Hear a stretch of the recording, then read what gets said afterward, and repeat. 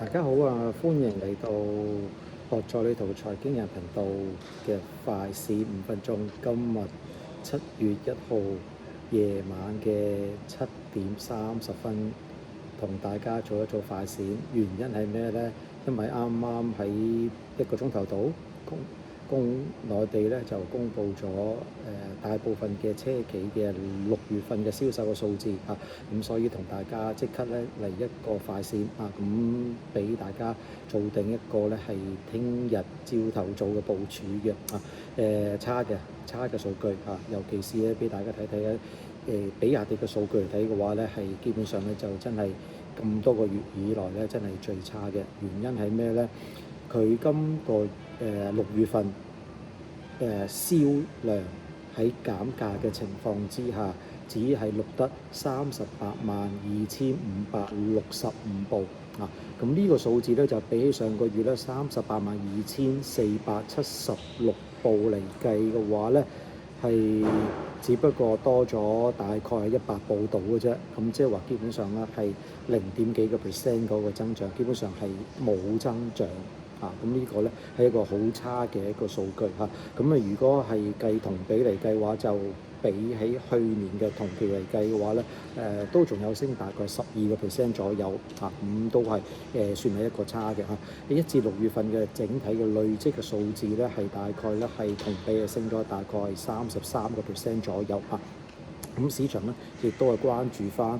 我自己都關注翻，到底佢個海外銷售個情況係點樣嚇？咁海外銷售嚟睇嘅話咧，係90,049部嚇。咁呢個數字，如果真係同去年嘅同期得26,995部嚟比較嘅話咧，係大幅增長咗係233%嘅。如果真係以同比嚟計，但係如果以環比嚟計嘅話咧，上個月嘅海外銷售係89,047部，89,000，而家係90,049部，即係話基本上咧只係多咗大概1000部嗰個海外嘅銷售嘅增長啊。咁環比嚟計嘅話，即係話只不過升咗1%啊。咁呢個亦都係相當之差嘅數字嚟嘅嚇。咁佔比全部嚟計如果計海外銷售佔整個銷售嚟計係大概23.5%啊。咁大家23.5%俾大家計一計諗一諗啊。公司原本諗住咧係去到2030年嘅時間咧，海外銷售會係佔大概50%嘅，而家係23% 左右嘅啫啊。咁如果計翻嘅累積嚟計嘅話咧，累積嘅1至6月份海外銷售咧就係增長咗大概咧係1.28倍嘅啊。咁如果真係計累積1至6月份嚟比較，咁都有個幾好嘅增長啊。咁但係如果真係計6月份同埋5月份嘅比較，咁就真係咧係強差人意。咁而家嚟計全1月至到6月總數嚟計係大概咧全部車嘅銷售係大概咧2145000部左右啊。咁亦都係佔咗係佢公司嘅目標550萬入邊咧，只不過係39% 啊。咁呢個咧就比即係大家可以諗下啦，而家都過咗半年啦。咁而家咧只不過達到目標嘅40%左右啊。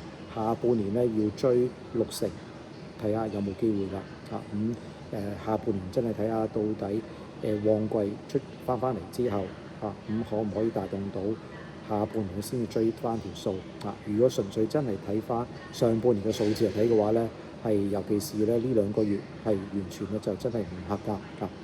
所以亦都比較擔心咧，聽日個股價應該都有一定個壓力。近期嘅低位大概121蚊左右啊。咁如果穿咗呢個121蚊個位置之後嘅話咧，隨時咧落翻去咧比較更加低嘅位置。下一個位置有少少支持咧，大概113蚊度嘅嚇。咁所以大家要留意翻嚇。咁除咗比亞迪之外嘅話咧，亦都係睇翻其他嘅數字咧。蔚來咧係環比增加7%，同比增加17%。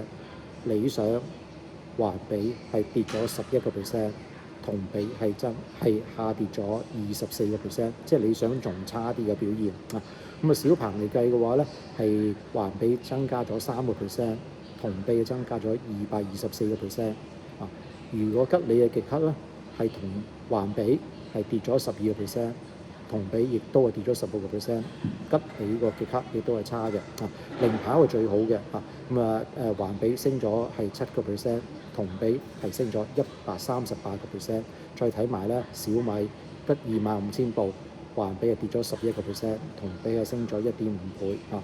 相信小米市場咧都會關注翻佢個U7，所以 Q7 咧賣得比較差啲。好啦，咁今日嘅快閃5分鐘講完啦，咁希望大家俾 like 我啊，過2日先至再同大家再快閃5分鐘，拜拜。